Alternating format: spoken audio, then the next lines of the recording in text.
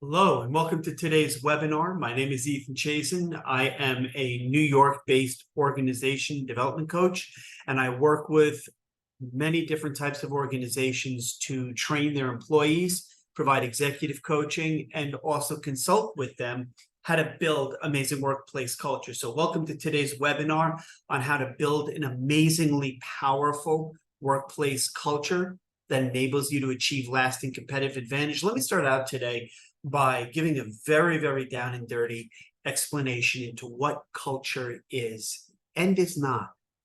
Culture is, in totality, what your people feel like working in your organization.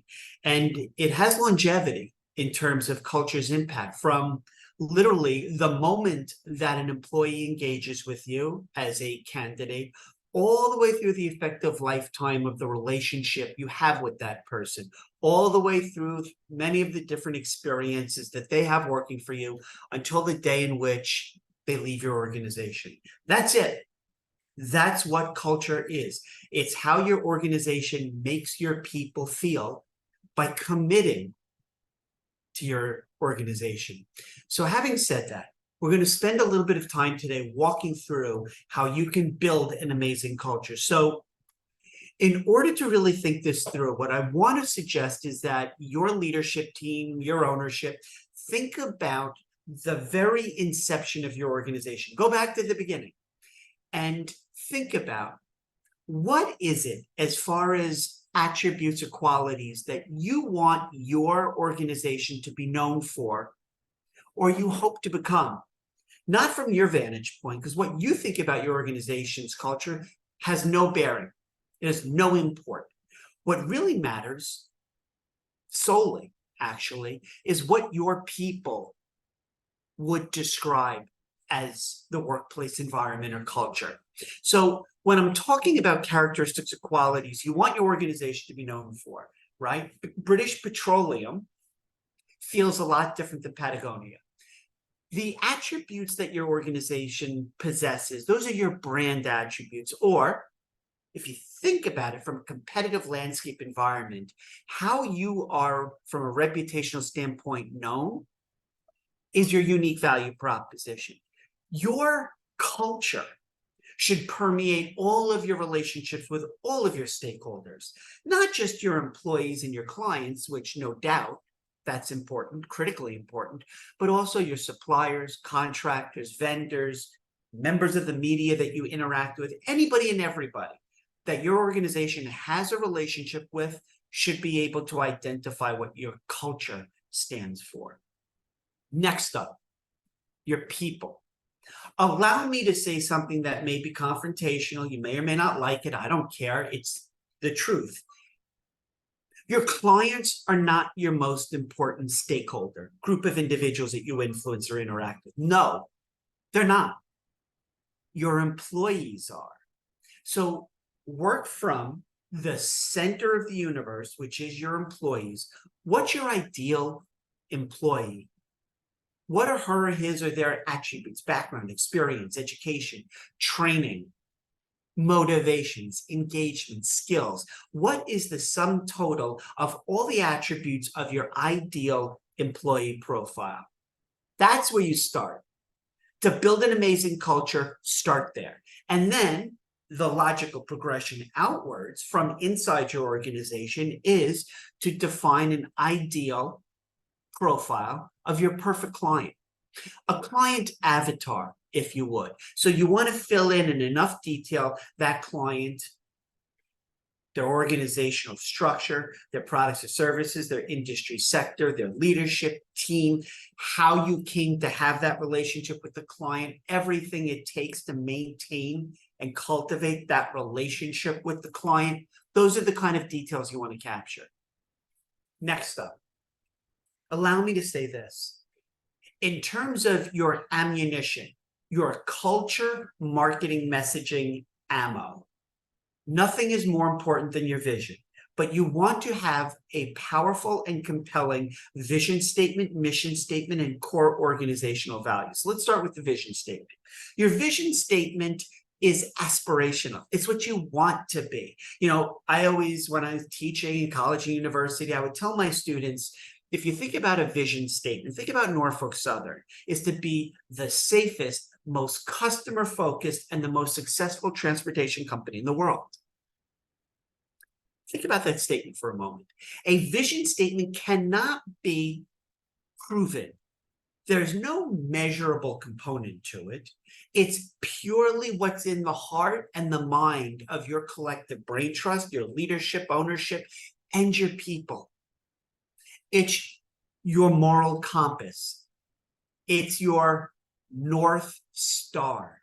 It's what you want your organization to be known for, to your employees, your clients, all your stakeholders. Your mission statement is your roadmap. And a lot of people, when I do coaching and consulting, they get vision and mission statement absolutely wrong. They kind of flip them in their brains. But here's what a mission statement is. A mission statement at its most elegantly simplistic states what your organization does and by association doesn't do, and who you do it for. So now that we have the US Open taking place right here in New York City, I'll use an example of the US Tennis Association to promote and develop the growth of tennis. It is a clearly defined set of parameters around what that organization's goal and what it's trying to achieve is. Pretty direct. Because it's so succinctly stated and to the point, it drives your mission statement, everything you do. It's got to be simple, direct, and here's the other element of an effective mission statement. It has to be operative. You need to be able to run the operations of your business day in and day out with that mission statement as your roadmap, your blueprint for success. You have to be able to day in and day out implement it. So, 8 critical questions to ask your leadership team as you're thinking about either creating a culture or maybe transforming your existing workplace culture. Is your leadership team implementing some new strategy or initiative that's going to require your people to be more engaged? Because you're going to need to, therefore, be able to effectively communicate this revised culture or transformative culture. Are you going to need to enlist some or all of your employees as brand ambassadors, VIPs, to go out and get that message out to the masses that you have this culture or you're evolving a new culture, transforming a culture? How well understood is your sense of urgency to communicate your culture and to change your culture? How much of an imperative do your people understand your culture transformation is? One way to make sure that they're fully on board is to engage your people in your culture transformation initiative. The 4th question to ask: is your leadership team's communication a critical aspect of delivering your company's strategy and its goals? Why that's such a powerful question is, to what extent is your leadership team fully and completely on board, well prepared, educated, and trained in the matter of conveying through your organization's story your culture? Your culture as an organization is a historical, chronological sequence of events and key icons or imagery or elements of your company or organization's history. How well-trained, well-versed is your leadership team in being able to articulate that culture, that history?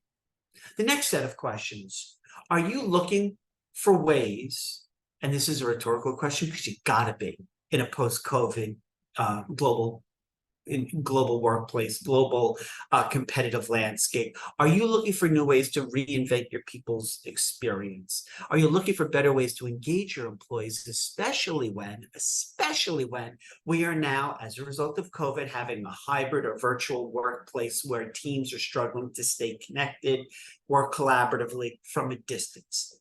Does your employee engagement, I'm on the 6th question, does your employee engagement research provide enough insight into how you build trust, cultivate a two-way dialogue with your employees, and engage your employees in critical initiatives. There is a tremendous opportunity for improvement. In most organizations I'm asked with consulting in their culture around the engagement of their people as the drivers of workplace culture transformation initiatives.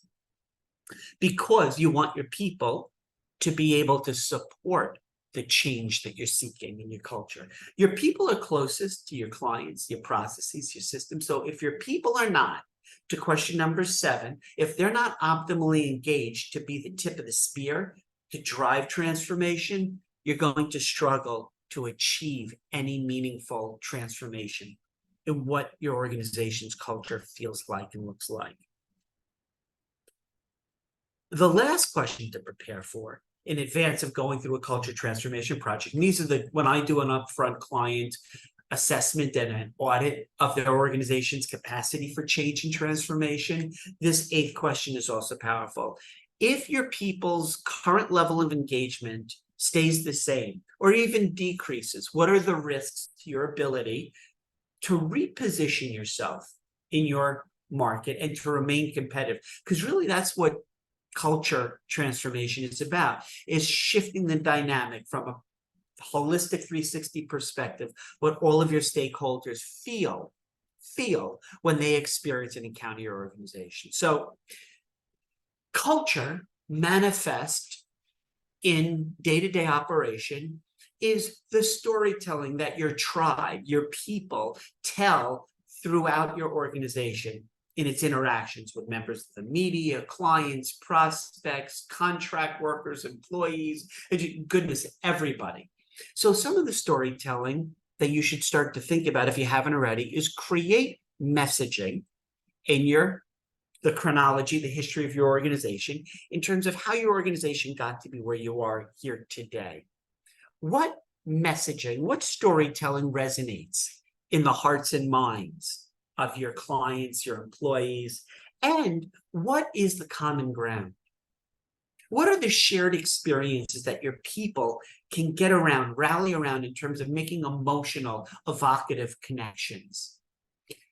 It's a chronological history of your organization, symbols, icons, deeper meanings, the values of your founders. Now, post-COVID, employees, clients, potential clients, they're all looking for ways to make meaningful connections in a physically distant world, a hybrid, remote world. They want to make these kinds of connections that come out of storytelling around of culture components. Think about the celebration you do around milestones. 10-year anniversary, 100th client. We've moved into our 5th state. We've opened our 3rd location. We've shipped out our 10,000th order. Those are specific milestone moments to kind of create newsworthy storytelling around. I have witnessed, thankfully, one of the positive outcomes of the global pandemic has been a keener interest in organizations being active in the communities in which they operate, which means how do you give back to and support worthwhile causes? How do you engage employees through your worthwhile community activities and outreach who share your values? These are all the elements of storytelling. And you may start to, if you have a marketing background, or start to think of vision, mission, core values, messaging, storytelling. It's really marketing. Marketing around a consistent thematic approach to building your reputation of your organization. It's branding. So when you think about your organization and vis-a-vis your culture, what's a brand? A brand is a promise that every encounter that your stakeholders have with you is going to be 3 things at all times. It's going to be memorable, invaluable, and unique. Think about the word remarkable, right? What does it mean?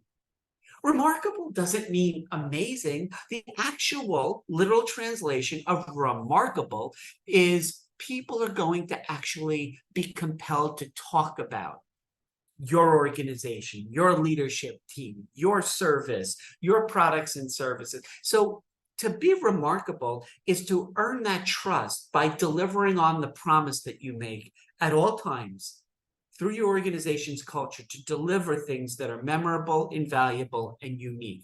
Meaning, to the word unique, no other potential competitor could even remotely attempt to offer the sum total of everything that you bring to your relationship. See, when I said earlier, culture has nothing to do with what you want it to be, it's aspirational. I mean, in terms of your marketing messaging may say a whole lot of stuff about what you hope is your culture, but it doesn't matter at all what you think or want or hope your culture is. What matters is what your employees feel.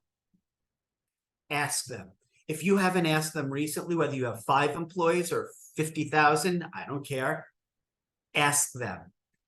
How do they perceive the organization? How would they define the culture?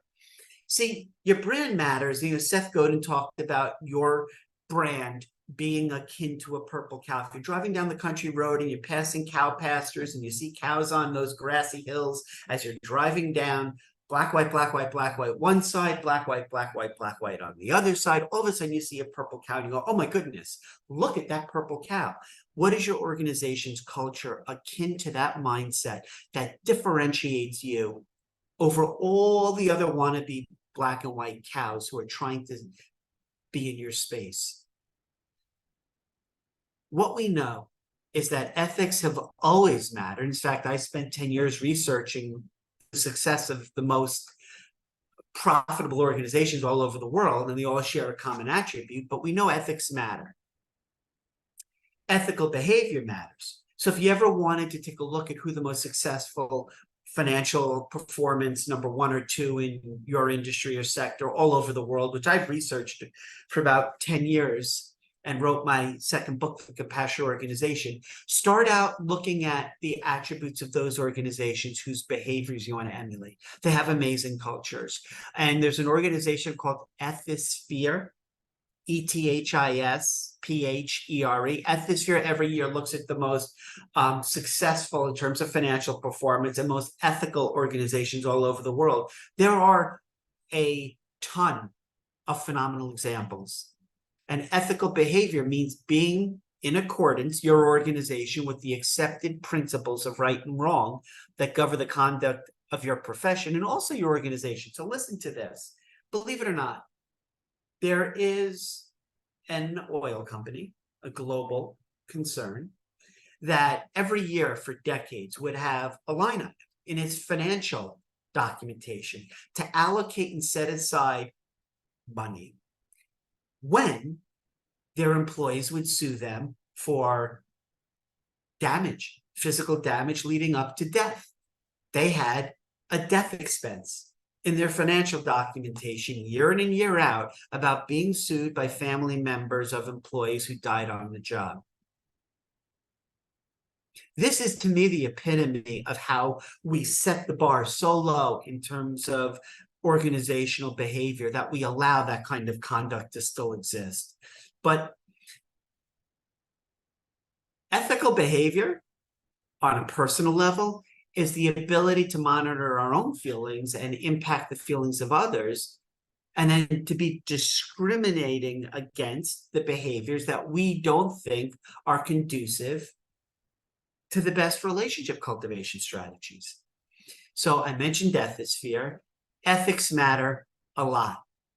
What we know is that the organizations who care the most about building really strong organizational cultures that are pro-employee, they outperform all of their competitors. We know this because there's decades of research into this. So having said that, I mentioned before that there was something that early on when I went out onto my own, I left corporate America after working in the private sector for 20 years. 13 years ago, I went out on my own, and there was a thought I had, which was, what if any attributes or characteristics do all of the most successful organizations possess all over the world?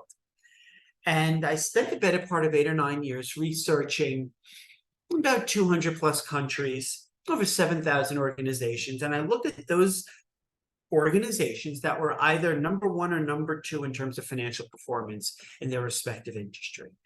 And I found that there was one character element that all of the most successful organizations share. And here's what it was not. It had nothing to do with country of origin, leadership team, product, services, industry, sector. It had one attribute that it shared with all organizations, and that was how amazingly compassionate the culture of that organization was. And so that's what you're looking for as you think about building an amazing workplace culture. If your organization is fairly young in its organic life cycle, or even if your organization is growing or has been around for a long time, if you're thinking of transforming your organization culture, the best bit of advice that I can give you is begin with your employees. Begin with your employees and include them at every step of this journey that you take. Integrity is doing the right thing, even if nobody's watching. Remember that. So in terms of reviewing and assessing your people's performance, stop thinking about your employees as an asset to be managed or an expense. You don't want to think of your employees as some tangible thing that can be controlled, managed. Treat your employees like your greatest strategic partner, because they are. They are. They absolutely are. Work hard to understand the philosophical and generational differences between all 5 generations, between the matures and the boomers, Gen Xers like me, millennials and Gen Zs. Understand what differentiates them and build meaningful culture around that, but also what common attributes and needs they share. What are some of the best practices that you can literally implement tomorrow? Give your people the support, the control, the autonomy that they need to take ownership and pride in their work. You know, Daniel Pink likes to say autonomy is measured 4 ways with your people. It's giving people the opportunity to determine when they work, how they work, where they work from, and who they work with. That is the true measure of 100% autonomy in your culture. It has nothing to do with managing people. People are not assets to be managed. It's nurturing. So I've talked all about this. Assessments. You don't sit down with your people once a year and tell them how they did. You let your people define every day of the year how they're doing.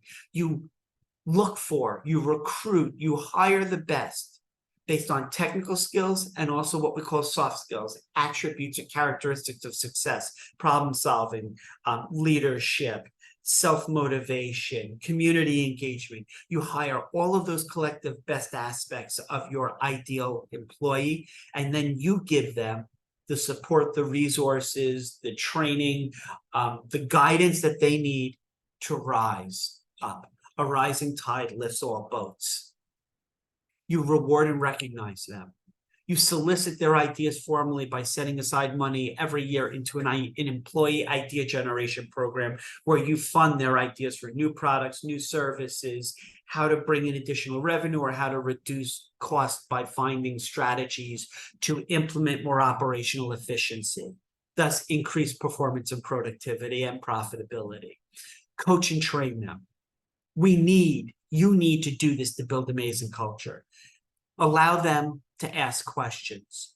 The 2 most powerful questions as part of your culture that you can include or infuse into the DNA, the fabric of your culture, is encourage people to ask, why do we do it this way? And what if we did it differently?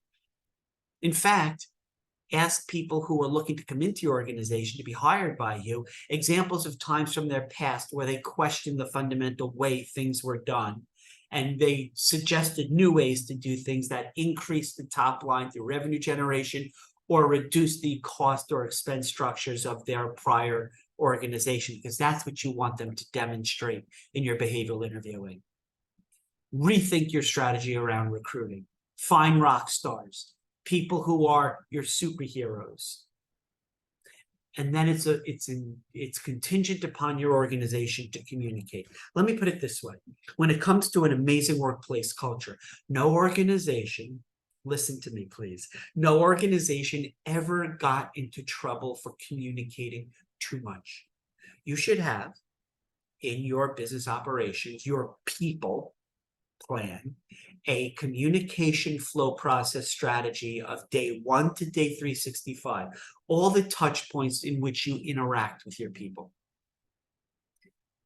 Your people should be the center of your culture transformation journey. So there's surface level diversity, which is the eyeball test, which is, are they all old white men? When I'm looking at the About Us leadership team page of our website, diversity is surface level, right? That's the eye test, but it's also deeper level in terms of the kind of people you bring into your organization. What's their background, beliefs, ideology, upbringing, true culture diversity, living, studying abroad, different cultures from their family, both sides of their family. These are the kinds of things that are meaningful, deep level, deep-seated diversity. Now that we've talked about from a culture perspective, creating an amazing workplace environment by putting your people first, then also start to think of your clients not as cash registers, but as trusted partners. And then once you do all this, it becomes so easy. If you're an organization like Wegmans or Kohl's or Patagonia or Chobani or Kind or Tom's Shoes or Hershey or Marriott, it becomes so easy to market your amazing organizational reputation, your culture, but market it constantly. Talk about initiatives, projects, programs that highlight your vision, mission, and your values. Focus on your employees. Have employee video testimonials, client testimonials. Stop saying what it's like to be your culture. Have your most invested stakeholders, your employees and clients, be talking as VIP brand ambassadors about your tribe, your workplace, its culture, and what your unique value proposition is akin to your purple cow. And then the last thing I'll leave you with is the notion of managing versus leading.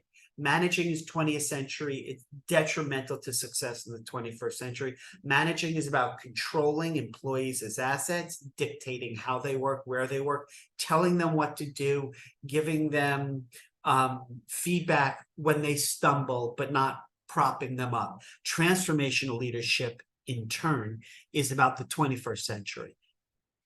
And it's by allowing people, your people, to stand tall, and you, as their leader, standing on their shoulders to see farthest.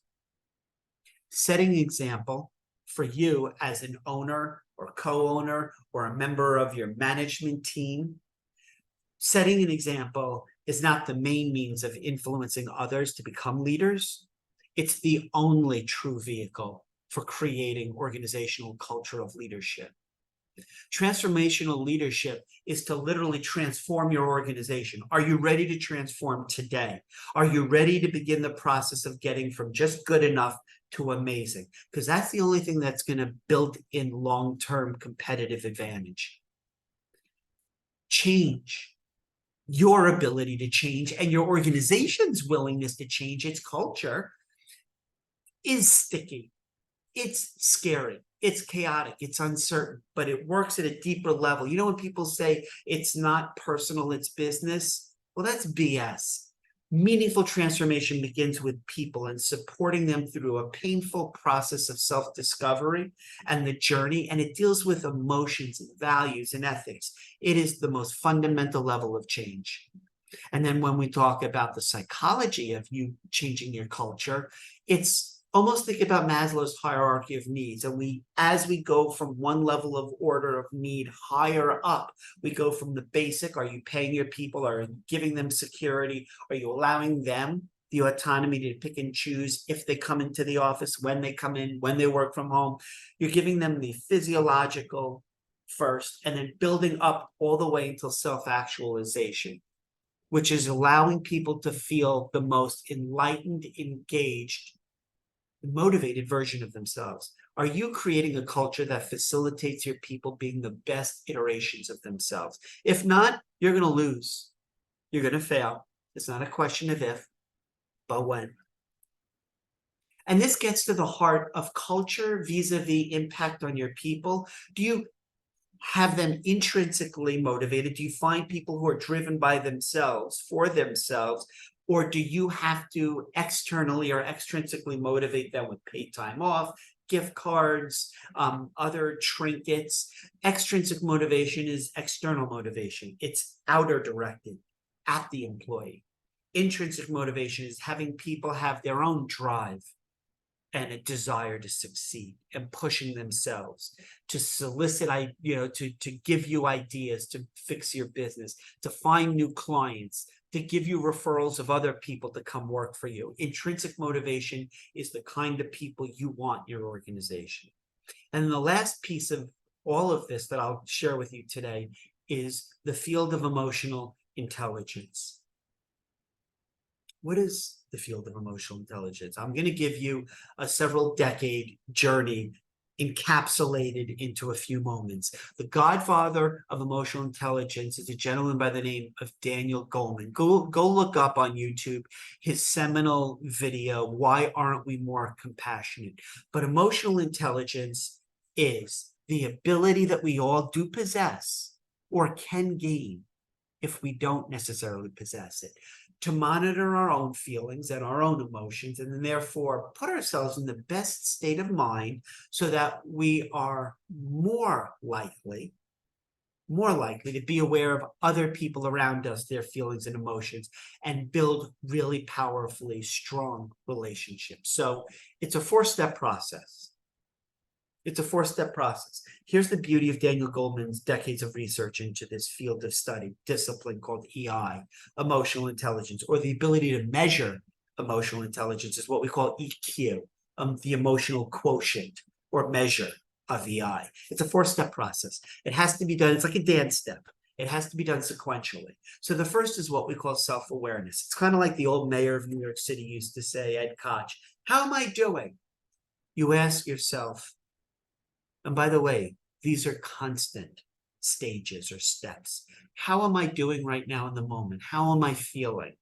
That's being self-aware.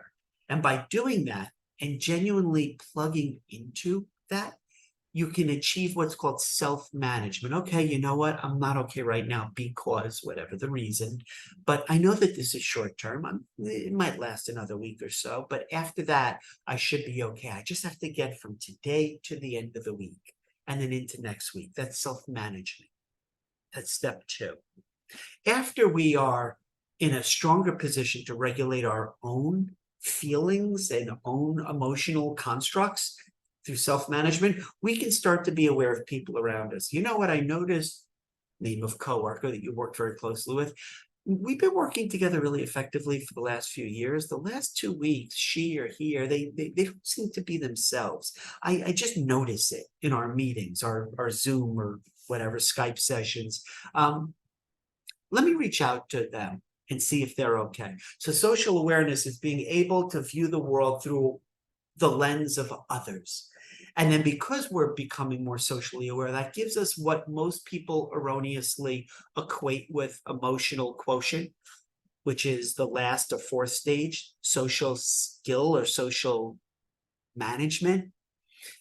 Social management is having interactions with others based on you noticing that they need you to be there for them, and so you are there for them. That's the fourth step in this iterative process that you have to do sequentially: self-awareness, self-management, social awareness, and then ultimately social management. Why does this matter? Because being more emotionally intelligent not only impacts our own performance and productivity, but those around us, and therefore, here it comes, wait for it, creates a much more powerfully pro-employee and high-performing, high-productive organizational culture. Oh, that's where that comes from. It also leads to a state of heightened well-being. And we know the strong correlation, the data exists out there, that when we are more emotionally intelligent, we are doing better in terms of health, and wellness. And then you as an organization need to commit to delivering certain things to your people. You have to pull this out of your employees. You have to facilitate through ongoing dialogue, communication, inquiry, engagement, touching the finger on the pulse to make sure you have constant connection to your people. And I'd like you to think about something. And I thank you again. I know that this is a lengthy time today. I know that this is lengthy subject matter, but it's critically important. Leadership in your organization is going to drive your culture. So how do you create leadership? Whether you have an external source that you bring in to coach and cultivate this, which is what I do, or do you have an internal team dedicated to leadership development? You need to initiate all of these different activities to build a leadership culture. So final thoughts for today, and thank you again for giving me the time and the benefit to talk upon the critical importance of culture in your organization. To improve as an individual or organization is to change. That's what a lot of today's been about, is the fundamental need for change. But to be perfect is to change often. Here's what I'm going to leave you with. In all due deference to Sir Winston Churchill, we know that being perfect is, human beings are incapable of perfection. We're an inherently fallible creature. However, it's the pursuit of perfection by change and creating an institutionalized framework or model for your organization is what effective workplace culture is all about. People are not assets. Remember that. People are not assets. That's a 20th century mindset. It is beneath human dignity to see people as merely a cog in the machine. So thank you for your time today.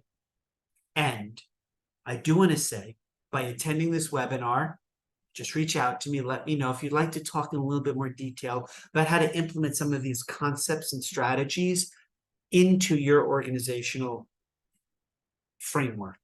So I'd love to have a conversation with you. I'll waive the consult fee just to kind of do an upfront conversation about where the change is greatest. And let me know if you want my ebook on leadership and how to build great relationships. The best way to reach out to me other than through LinkedIn is to just give me a call on my cell phone or send me an email. But again, thank you for spending the time with me today to talk about the power of amazing workplace culture. Thank you so much.